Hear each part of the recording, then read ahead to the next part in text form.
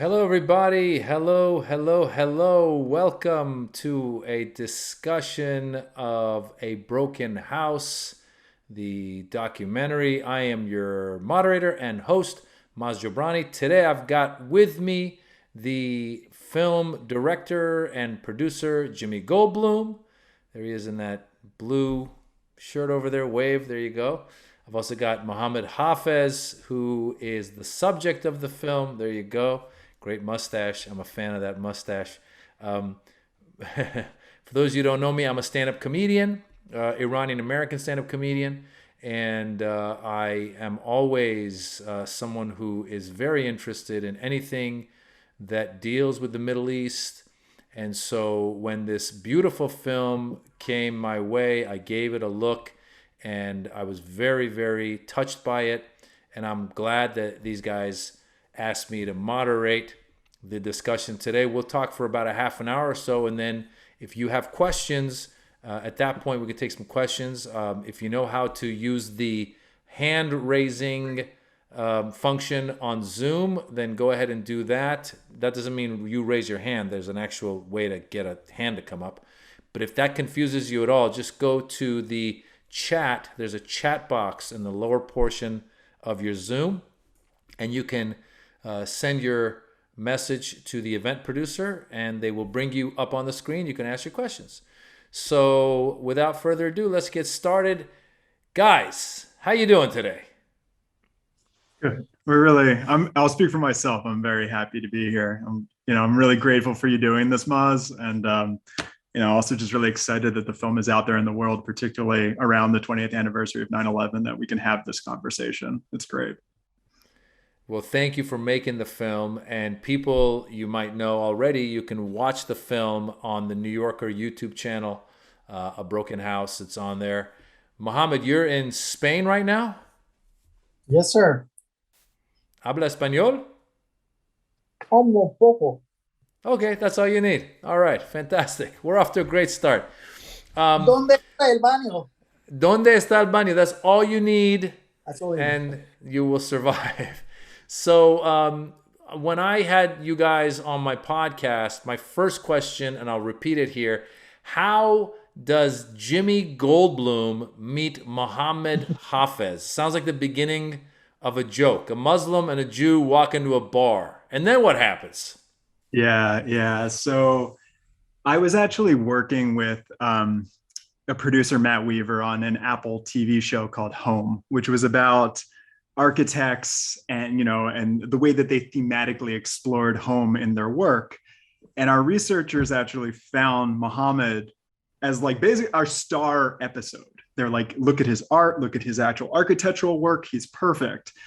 And an executive who no longer works at Apple rejected his story because they didn't think his home was fancy enough. You couldn't sell Apple home products against it, perhaps. And so concurrent to that, the context is around sort of like 2017. Trump had announced his Muslim ban. And I was lucky enough to meet Dick Gephardt, who used to be the House Majority Leader for the Democrats in Congress. And Dick was absolutely apoplectic about the state of immigration in the country, the way that our refugees were being vilified, the way that immigrants were being talked about in the media. And he was looking for stories to support. And so we kind of had a really lucky, it was kismet really for these two things to happen concurrently. And so I called Mohammed and I asked him, I said, if we could find a way to tell your story independently, would you still work with me? And very lucky, he agreed to. Now that's a great story, and I'm happy that that Apple executive is no longer there because they deserve to be fired, whoever that person was. Because Muhammad is clearly a great architect, a great artist, and a great subject. Because when we see in this film, you present the film in such a beautiful way. But the story you tell of Muhammad is just it's so poignant. And Mohammed, when you agreed to have a film crew come and follow you around, did you have any idea what that meant? Uh, Not fully, I would say, but I think I had a pretty good idea. Um, And were they following you around, like, what was it, an hour a day, 5 hours a day, 10 hours a day? What was the process? They became part of my life. So everything was normal. You know, through my architectural work, we're very used to cameras and press and so on. So we can just put them in the background. And I was lucky to have that experience because, everything, it was myself. I was being myself around them. The one thing that I had to clear with myself before signing up to this movie is that I'm going to embrace vulnerability.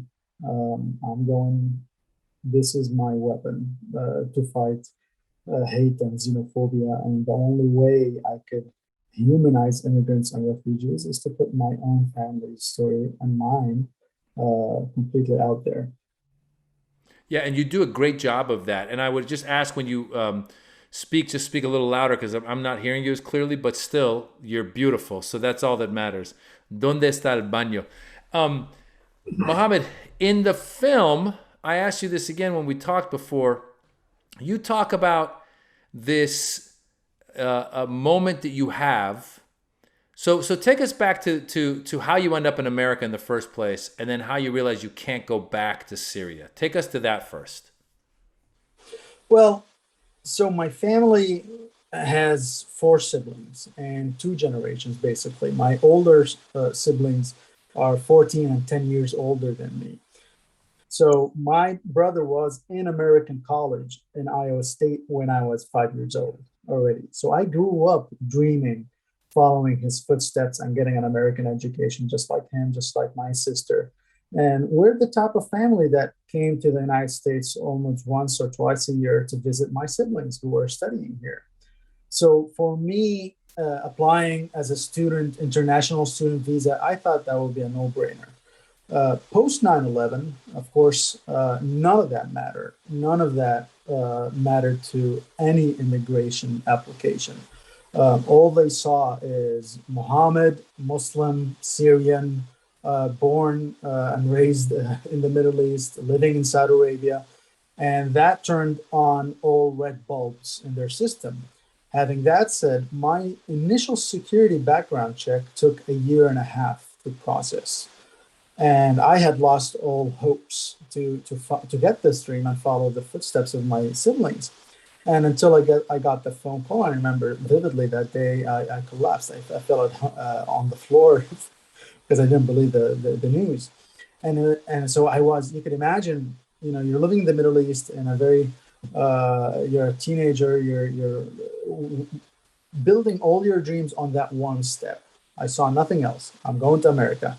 That's the only thing I want. And I've been waiting for a year and a half. So I didn't focus on leaving. In fact, I was a bit in a rush out of excitement. And it wasn't until I landed in the United States and started going to university and that I started getting homesick. And of course, when you get homesick, okay, summer break is coming up. What are we going to do? Well, I'd like to go home and visit home. And that's one of my Middle Eastern friends. He said, Mohamad, it's post 9/11, there's a travel ban or what they called NCERs in place. And I'm sorry to tell you, but most likely your visa is a single entry only. And you could double check to open your passport. And I remember that night by just running to my bedroom and getting my passport. And sure as hell, I opened the passport and I looked at my visa and it said single entry only. I said, what does that mean? He said, well, you're more than welcome to stay and continue your studies in the United States. But the minute you leave the United States, you have to go through that whole process and reapply for your visa again. And I said, that could take a year and a half. He said, yep, nobody can guarantee you anything. And in fact, I knew folks that actually went back to visit family at that time and never made it back to the United States for that particular reason. What a dilemma. You point to a couple of things that are very interesting because we all know under the Trump administration, when he would give speeches and he would say, I want to implement extreme vetting. I want to implement extreme vetting. Well, I hear stories like yours, and I hear a lot of stories, and there already exists extreme vetting. It takes a year and a half. You're being vetted. They're looking into your background. So that already exists. So in a way, we can right away say a lot of that was baloney, and it was just him getting more political points of, oh, I'm going to be tougher on people. So we already see that. The other thing, which is this life-altering dilemma, you have a choice of either pursuing your dream of staying in America and eventually becoming this successful architect, or going back to Syria where you don't know what's going to happen.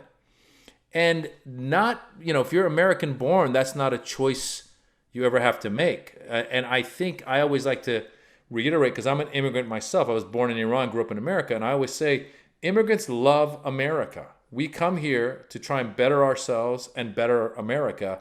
And I guarantee you, a lot of people that come later in their lives, it's not like they're coming here to commit acts of crime or to do something illegal, but they're coming because of the stories we've heard. You've heard of America as this place I got to go, I want to go. And you come here and you get stuck in this way. Now, Jimmy, I want to ask you real quickly, your background is interesting as well, in that you grew up in a family that was sympathetic to immigrants. Tell us a little bit about that. Yeah, I mean, my mother is an immigration lawyer in Philadelphia, has been for over 3 decades, and so we, growing up, we would actually tend to travel to a country that one of her clients were from every year, and I think that that started when I was very young, and I'm very, very grateful for that sort of education and exposure to the world, particularly coming from an American education system, which is so insular, so jingoistic. Like, I was very, very lucky to have exposure to immigrant, what those cultures mean, what syncretic cultures mean from a very, very young age. And then also, my wife is from Pakistan. And I would say that, I was always a very liberal person, but I believe that my true education, like a much deeper education, also came being in relationship to her, because, she came around 2012, and, very soon these sort of like anti-Muslim currents that have always been, in America for, probably since forever, really started to pick up pace as Trump really began to explore his presidential run. And seeing what she had to endure, just the fear that this country put her through, the way that she was vilified, the way that we were sort of bifurcated into, this is my line at the airport, this is your line at the airport. It was a whole different form of education, and I think a lot of that, both my background with my family and sort of the journey with my wife, I think it definitely funneled into this film, and I think gave me a fair amount of anger that honestly I wanted to, alongside Mohamad, humanize our immigrants, humanize our refugees, fill in a gap that I think our media keeps purposefully open, I think you do a great job of it in the film. And also, isn't it interesting? You just pointed to two things that I think make the world a better place and can make our country a better place and can make us more sympathetic, which is, number one, traveling. I always encourage people to travel. And the truth is, I personally, when I came from Iran in the late 70s, I was in the US, until, maybe took a trip to Mexico here and there. But it wasn't until I went to Italy as a junior in college, and that opened my eyes. But then with the Axis of Evil comedy tour, when we went to the Middle East, it was the first time I went to the Middle East as an adult. And I would come back and tell people, I said I went to Egypt and Lebanon and the UAE, Kuwait, Jordan. And I would tell people, I said, look, all these people in these countries are living their lives and just trying to live normal lives. They wake up in the morning to try to feed their families. I go, how egocentric it is to think that people are waking up in another country and the first thing they're saying is, death to America. That's not the case. Totally. Yes, there are people out there who had, claimed that, but most people are living their lives. So travel is number one. And number two, I love the fact that you are married to a Pakistani woman. And I think marrying people or meeting people from other backgrounds helps us gain sympathy. I'm married to an Indian American, and Mohamad is not married, I think. Are you married, Mohamad? I know in the movie you mentioned the piece from your previous wedding. What happened? Oh, that's old news now. I am happily married now. Congratulations. There you go. And All right. Mubarak. Fantastic. So, Mohamad, take us to that moment when you were in the library and then the switch that clicks in the movie. Um, when I first made my first model, you mean? Yeah. It was in the architectural college. It's an armory building. So if you could imagine a huge stadium that is turned into studios, open studios. However, the ceiling is a ceiling of a stadium. So we only had four walls that defined our spaces, and we had desks all over on it. So in a basketball field, you would have about 8 studios. However, because all of them are in this basketball field under a big dome of a stadium, of an old armory building, the echo of this building was amazing. And it was very loud by nature because you always had architecture students who are notorious of being owls at night and working and building these models and working on projects till early hours of the morning. What happened that night is, I think it was my first interaction with Thanksgiving. I had no idea what Thanksgiving was until I'm sitting there in my studio expecting like a couple people to show up on a weekend and, on that day or Thursday, Wednesday, whatever it was, before Thanksgiving break. And there's this horrible silence in the space. So I realized that, okay, the school is truly vacated. Everybody went home to be with their families for this Thanksgiving holiday. Who knows, just turkey. And I didn't realize that I was the only one in that space. So sure as heck, I blasted my Arabic music very loud, being homesick. And I look at a candy wrapper, and there was a facade printed on it that looked like it belonged to old Damascus. So I said, well, to myself, quit whining, quit being homesick and depressed. If you can't go home, make home. So I started collecting some of the scrap materials I had left over from model building. And I started working on this first model I made. And I remember the first time I looked at my watch was maybe 3 in the afternoon, 4 maybe. And the next thing you know is it's rather 4 in the morning. And I've spent 10 hours, 11 hours straight just finessing and detailing this facade.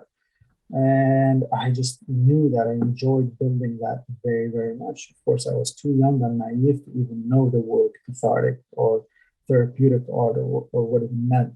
All I knew was this way of model making at the time is very helping of my nostalgia, and I can romanticize about my memories at home, and I can now project my memories on these architectural facades and start making up stories of who lived there and how they lived and how their laundry would tell their stories. So I started asking myself, how can architecture tell the story of its inhabitants without the presence of an actual human being in the scene? Yeah, it's very beautiful that you decide to recreate Damascus. Since you can't go home, you start doing these little models, and they're really beautiful. And Jimmy, you do a great job of showing those models to us. And then in the film, I hope I'm not doing any spoiler. There's no big ending. In the end, the Avengers win. at the in the film, there's that moment where we start to see, because you built this beautiful model of what you thought Damascus was, and then when the revolution happens and it goes to war, you start to then replicate some of the war torn parts of that city, and so you start kind of destroying parts of it. Was that something that you had come to, or was that something, Jimmy, you had suggested, or how does that happen? And yeah, it was Mohamad. So Mohamad, what led you to go, you know what, I've made the city, now that it's war torn, I'm going to go ahead and rip it up a little bit? I don't know. I believe for 2 straight years at the beginning of the war, me and a lot of Syrians have internalized so much trauma. Um, just to put this in perspective, when the world watched Notre Dame burn, and it was on live TV for 6 straight hours and 7 hours, we were all devastated. Well, multiply that by 2 or 3 years of Syrians and Egyptians and Middle Eastern during the Arab Spring, seeing thousands years worth of architecture and archaeology blow up in front of our own eyes. These streetscapes that we know very, very well and grew up around and have memories around, not only us, but our grandparents and grandparents have memories about and told the stories about a 1,000-year-old minaret being bombed out of existence. The fact that I've internalized all of that trauma, I couldn't do any art for the first 2 years. And the only thing that came out of my hands, the very minute I took back to the models, was to remodel that destruction. It felt so freeing, so therapeutic to just let that energy out. And it was like weeping creatively over the loss of something. And of course, it's a model, so you have to put so much love and depth into it. And to feel the pain of losing that, you have to break it and demolish it. And people will come to me and say, "How could you break it? You spent 10 months working on it. How could you break it?" And I say, "Hey, relax. It's cardboard. Have you seen what happened to the Umayyad Mosque in Aleppo?" Yeah, you say in the film, you say how the biggest tragedy of war are people, but the second tragedy of war is the architecture and the history that goes with it. And you're absolutely right. And the other thing I want to point out is this idea of coming to another country and thinking you can go back, but then getting stuck, which is what happened to me as well as Iranians. When we left and we got stuck, and I would see it in my parents, because my parents, for the longest time, they came older. They were older in their lives, and they would always say, "Oh, next year we'll go back. Next year we'll go back." They thought things would get better. They could go back, and it wasn't until the pandemic happened and we were all on lockdown. And I told my wife, I said, "Can you imagine? I think we're all waiting to go back to normal." But I said, "Could you imagine if you were on lockdown for 15, 20, 30 years? And, at some point, it has such psychological effects on you that what you did was obviously therapeutic." And then, Jimmy, you follow Mohamad to go and visit his mother in Lebanon, because your father was with you, but your mother chose to stay in her country of birth because that's where she felt more comfortable.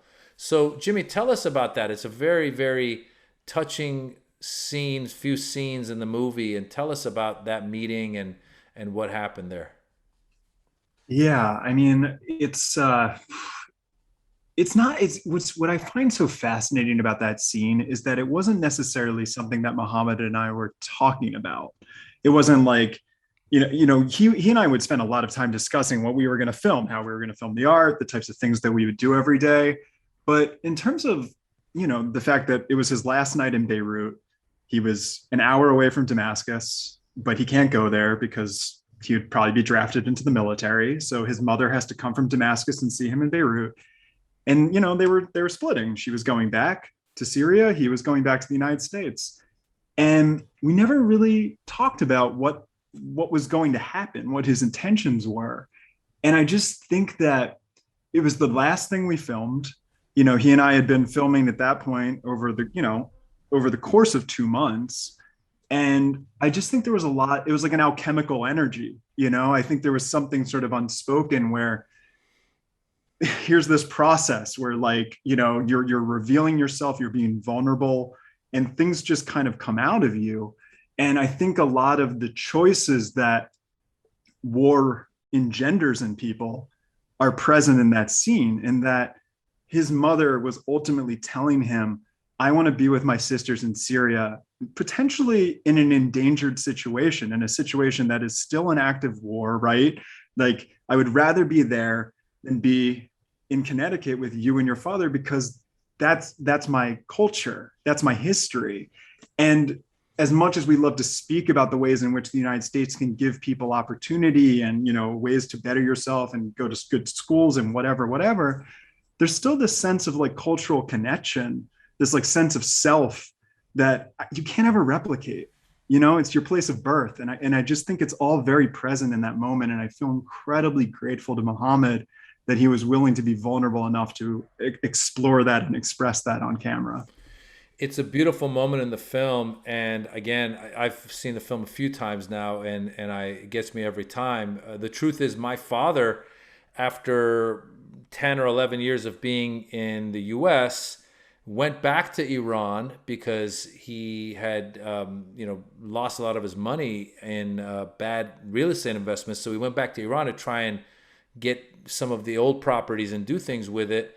And just like your mother, Mohamad, my father just felt more comfortable there. I mean, even though in Iran he was living under an oppressive regime and whatever you might say, for me, the U.S. feels, oh, I go to my Starbucks and I go to my coffee shop and I go to Target or whatever. I'm good with that. And I don't see friends for weeks, and that's fine.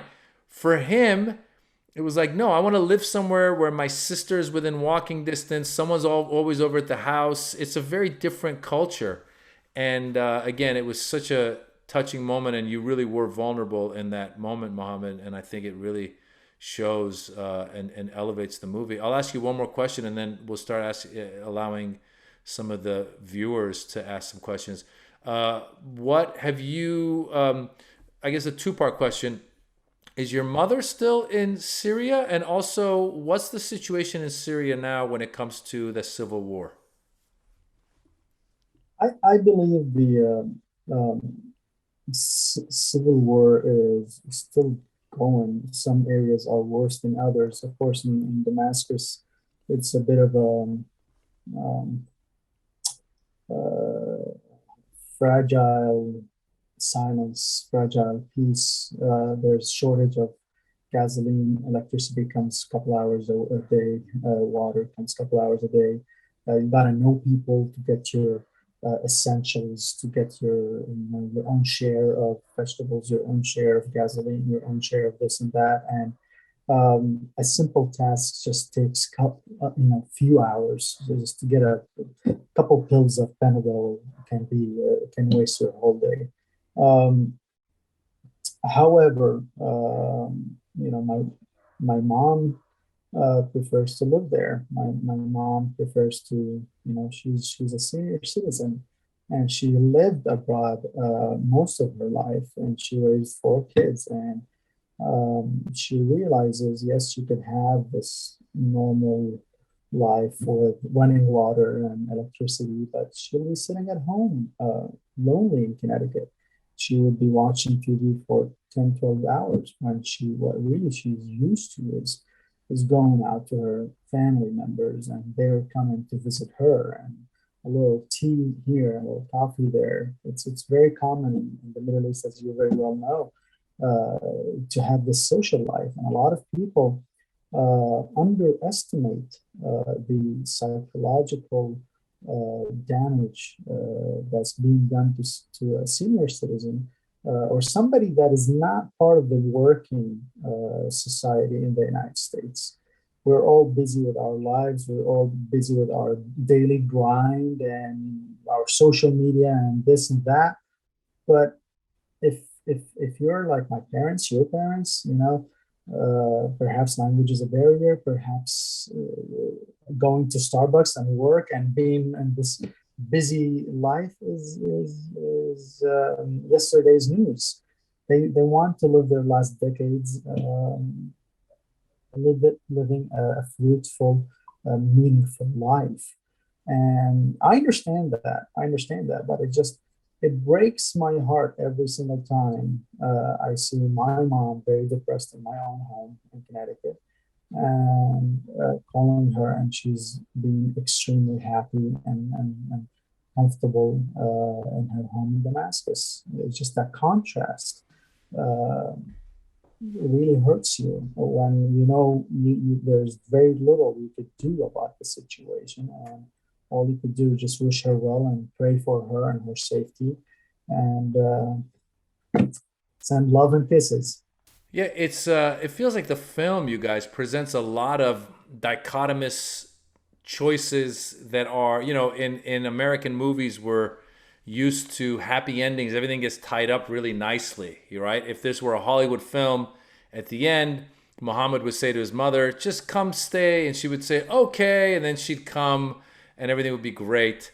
But your mother loves being there. Your home and what you do, what you love is here. In the film, even what you just alluded to, your father at some point who was with you goes, "I only see him 5 minutes a day. He's busy the rest of the day." So it's such a beautiful film on so many levels, and I could talk about it for a while, but I'm going to go ahead and open up some questions to the audience since we have limited time. So again, to ask a question, you guys, you can use the raise hand function on Zoom, which I'm not even going to get into explaining how you do that. If you know how to do it, and they'll bring you up. Or you can go ahead and send a message to the event producer, and they will bring you up. Please turn your camera on if you'd like to ask a question. So let's go for it. I believe I see Stanley Heller. Can we bring Stanley up? Are we gonna? There we go. Hi, Stanley. Hello. Thanks How are for you? the show and the wonderful film, and Mohamad Hafez's wonderful artwork. I've seen many exhibitions of it. My question is, what does the pro-Assad media in Syria say about your work? Do they like it, hate it, ignore you? What reaction do they have? That's a great question. I've wondered about that many times, and I think I don't have an answer, a direct answer, because I'm not currently there or in touch with somebody that could answer that. But I think that the beauty of the work in general is that it paints just an unbiased picture of many immigrants without taking political sides. It just highlights the aftermath of these conflicts, and the price that is usually paid is the normal Joe living wherever in Syria and Iran, and the normal Joe, whether it's Afghanistan today or Syria, just wants the basic needs of a fruitful life that with some dignity. And I think a lot of people can relate to that. Of course, there are many levels of reading art and political art, but I'm not usually very flamboyant with my criticism in my art. It's more about building bridges through humanity and humanizing rather than criticizing politically. Yeah, there's a really good expression that says art can talk about politics, but politics can't talk about art, and like certainly what I responded to in Mohamad's work is that by not falling into the categories of political frameworks, by not limiting itself, I think it allows to touch things that are far deeper and sort of transcend our normal sort of media discourse and our political discourse. I just wanted to add a little addendum to that like even if the politicians could talk about it, they wouldn't touch what it's really about. And I would like to congratulate Mohamad on not reading the reviews. You don't Google yourself. That's smart. Don't ever read the reviews. They'll always piss you off. Let's take the next question. Fazilat. Am I saying that right? It's Fazilat. Fazilat. How are you, Fazilat? I'm well, thank you. Go ahead. A beautiful film. I'm only slightly biased because my husband's the director. Hey. But I did have a question for both of you.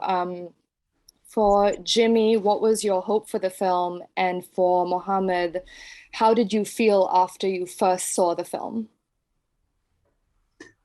Oh, yeah. You would ask me a hard question. It feels right. My hope for the film, I mean, I think something that I think about a lot, certainly something that we talk about a lot in our house, is it was actually something that Maz was sort of talking about earlier when you were talking about travel. It's like I think my political consciousness came around 9/11 and the Afghanistan war and the Iraq war. You know, I was in high school, and like the ways in which at that time the Bush administration was framing the people of Afghanistan and the people of Iraq just did not align with my experiences traveling. Like, you know, and what I sort of realized is how much our media can flatten people, specifically flatten Muslims, you know, take away their agency to be people who love food and have music and have families, and, you know, just treat them as people almost to a degree that like hate life, embrace death. And you know, we had this propaganda every single day for 20 years in this country since 9/11. And it's a poison. It's a mental poison. And so I saw in Mohamad's work a corrective. You know, I saw him not using violence. I saw him using spaces to tell the story of the people that lived in them, to tell the stories of Damascus, which is the longest inhabited city on earth. You know, it's like that is culture. That is real culture. And so I just really wanted to tell a story that I felt was giving a story back to our immigrants, giving a story back to our refugees, serving as a corrective to this corrosive media poison that we've all ingested for too long. So that was my hope. You did it. Thanks, Maz. Worked for me. I appreciate you. Mohamad, you get a question as well. Yeah. Hi, guys. I think, look, my family is a really normal family, and Maz, you probably would relate to this, but children of immigrants, for some reason, they don't tend to talk about their feelings or problems, and you just kind of learn to suck it up and go with it. And we're here, and Papa is working hard to put bread on the table. So I've learned to internalize a lot of things about my life and my struggle. And one of my main problems with my own family is that I don't speak much. And I've learned not to speak much because of all of that had happened. And my feeling with Jimmy's film the first time I saw it is that he said everything that I wanted to say, and he allowed me to keep my mouth shut. So for that, I was very grateful. And I was very happy that it was a true expression of what I wanted to come through. And as you know, I had no hands in editing or directing this film whatsoever, and it was a complete surprise to me that it turned out the way it did. And it goes to highlight the authenticity of what Jimmy and his team are trying to do.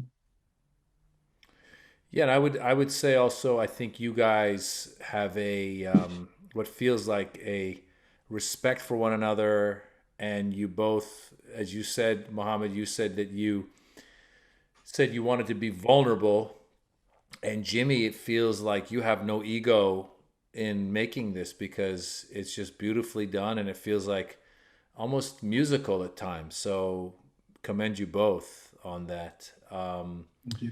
Let's see if there's other questions. Anybody else have a question? Anybody? Go ahead and either raise your hand or message the event producer on the chat, which is on the bottom there, and you guys can ask your questions. By the way, Fazilat, your image saver is two hands in the sky, so now I'm confused. You got more questions? I'm kidding. I'll ask a question until somebody comes on. So, Mohamad, you told a story to me about when you discovered that you liked building as a kid. Can you tell that story a little bit? That I liked building things as a kid. Yeah, you mentioned the Legos, I believe. Yeah, I was never a sports kid. Uh, I was a bit of a loner from the very beginning, and I wanted to build things with Legos. And all I wanted is Legos, for my birthday, for graduation, for all of that is the Legos. And it wasn't necessarily the toy and the manual of how to put the car or the helicopter or whatever they're selling. I was interested in the individual pieces. And the way I played with Legos is I had this huge stack that I would dump on the floor and start diving into the mountain of Lego parts and making it something completely new every day.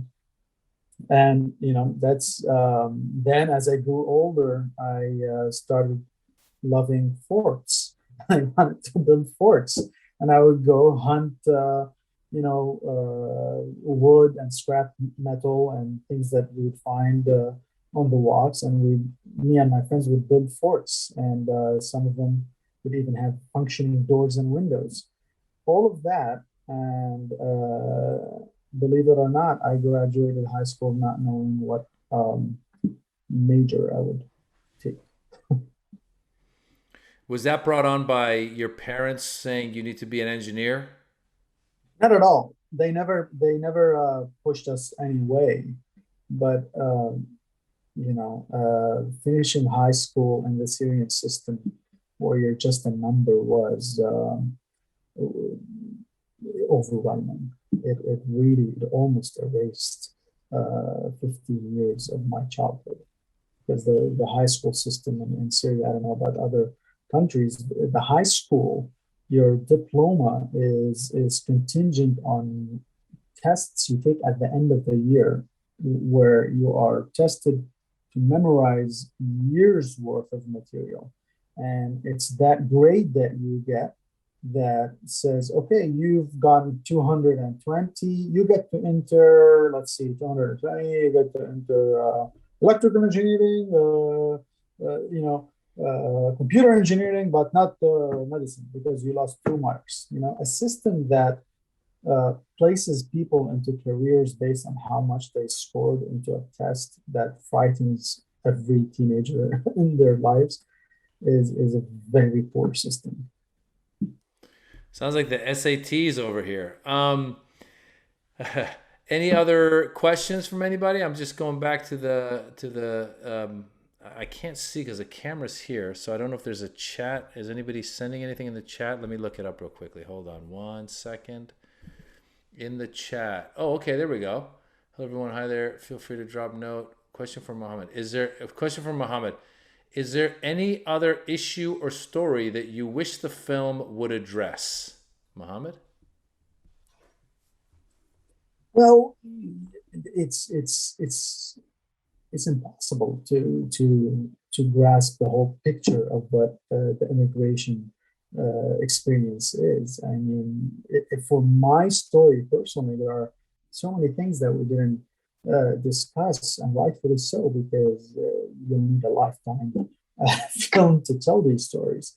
I think the film does a fantastic job within the time that it had to paint a big picture of what are the struggles that some of us go through. And again, we're just a normal family from middle class Syria. I can't imagine families that buried kids, that buried parents, that are still looking for loved ones in prisons and so on, what they're going through and or how their lives have been affected.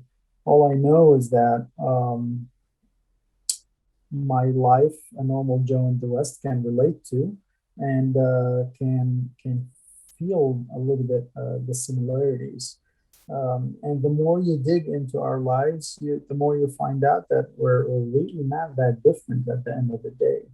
In fact, I think the reason my message is usually well received in the United States is because I am sort of educated in the West, and a lot of people could relate to my um, lifestyle in America, and I could talk the talk and walk the walk and so on. But the movie kind of did a wonderful job for a short documentary. It sure does. Speaking of short documentaries, Jimmy, someone's asking, what is your next film about? Oh, I am adapting a novel right now by the author Sarah Lane Smith. That book is called Mary Lou is Everywhere, and it's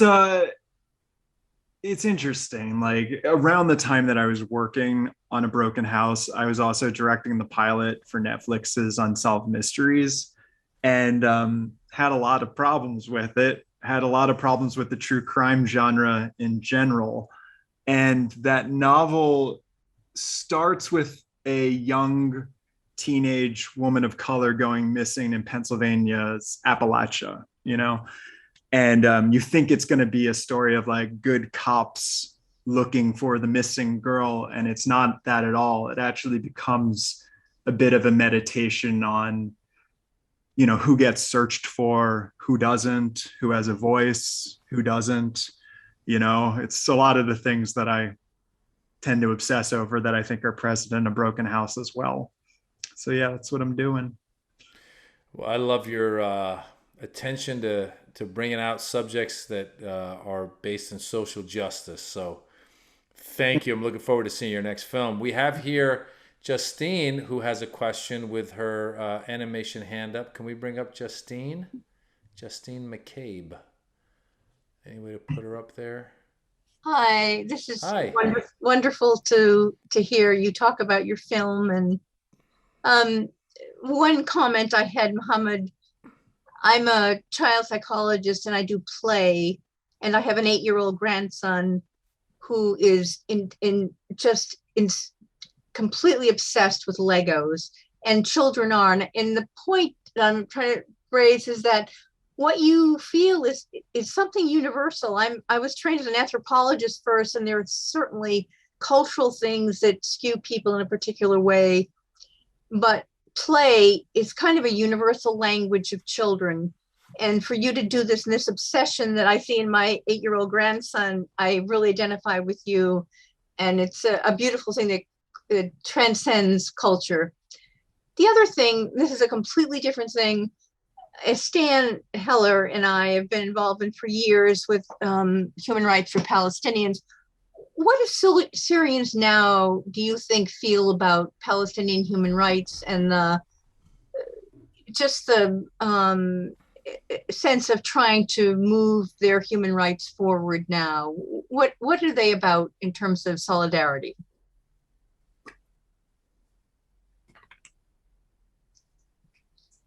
Are you talking about the government stance or the popular? No, I'm talking about people. People? Syrians, people. The Syrians are deeply hurt because, as you alluded to, Syria has been the home to many refugees through the past decade. Yes. In the past, and it started with the Palestinian refugees, then the Lebanese, then the Iraqis during the Iraq War. Mm-hmm. And what Syria does, refugees that are settled, especially the Palestinian ones that came in 1948 and stayed, they weren't settled in desert camps. They weren't settled in tents. They were settled in neighborhoods built up, as Mukhayyam al-Yarmouk, for instance, in Damascus. It's a full architectural neighborhood. Palestinians have full right to access universities free of charge. They have an ID similar to Syrian citizens. They go into our schools for free. They go into our universities for free. And I've never, ever, ever, ever dared to ask somebody, "Are you originally Palestinian?" Because I never knew. It was that assimilated. We were never looking at. They were all our brothers and sisters, and to just have the history work its course and fast forward to see how Syrian refugees were treated in return by the neighboring countries when we needed help, and we needed the upper hand, and the conditions that the Syrian refugees were living in. Many of these neighboring countries don't allow refugees to work, don't allow refugees to leave the desert camps, don't allow refugees, even if they had the financial means, to establish businesses and so on and thrive. So I can't tell you that there is, I don't speak in the name of the Syrian population, but we're 11 years into the struggle, the Syrian struggle, and we're barely making ends meet for our own sake. So talk about solidarity for the neighboring countries or the bigger pan-Arab, goals is something very romantic to me personally that just exists in textbooks currently. Yeah. I mean, that was something that I was definitely, I don't know, Mohammed, it was interesting in Lebanon too, like seeing, not interesting, I would say heartbreaking actually, just the sort of decades of refugee camps, like how like refugee camps that, for like Palestinian refugee camps that go back decades, eventually codified and solidified into more permanent settlements. And then you see the sort of newer influx. It's like, oh, the Iraq refugee camps are now a little bit more permanently into the fabric. And now the Syrian ones, as you saw in the film, perhaps are incredibly makeshift. They haven't become something a little bit more permanent, but it's really, it is heartbreaking to see people who, their camp becomes the home. Architecture. I mean, it's the architecture of that, the layers of that you're talking about, that is striking to me, that, these various groups become a kind of consciousness of different layers politically, that, like you see in the human psyche. Yeah. Justine, I want to thank you for that question, and I'm going to bring back Stanley, who has another question. Go ahead, Stanley. I look a lot at your artwork, Mohammed, on your website, and maybe you can put that in the chat. But when can we see it at exhibitions? Is it being exhibited in various places around the Northeast, I hope? Yeah, currently, I think he froze. He froze. Well, that's a cliffhanger. scheduled for. Tune in next week when Mohammed tells us where to see his artwork. Hey, you froze. What were you saying, Mohammed? Go ahead, say it again. Sorry, I said COVID kind of paused a lot of and canceled a lot of exhibits, and they're all now being rescheduled for 2022 and later this year. And I have a lot of work currently on display in University of Chicago at the Oriental Institute and public school of Harris Public School of Public Policy. And then we have a couple exhibits coming up in Vermont, and so stay tuned. That will all be advertised as the time comes by. Well, you guys, with that, I'm going to start wrapping it up because we wanted to end on time. I want to thank Jimmy Goldblum, the director, as well as the producer. I want to thank Mohamad Hafez, the subject of the film, architect, also artist. I encourage you all to go to the New Yorker YouTube channel and find A Broken House on there. Watch it again. Share it. Get it out there. It's a great film that tells a great story. And thank you for having me as the moderator for this event. And without further ado, oh, there it is. Stanley put up Mohamad Hafez's website, which is mohamadhafez.com, MOHAMAD Hafez.com. Go find the artwork there as well. You have a lot to see. You have a lot to do. And just wishing everybody a great week. Thanks a lot. Thank you. Thanks so much, Maz. Thank you, Mohamad. Bye-bye. Thanks, everybody. Cool.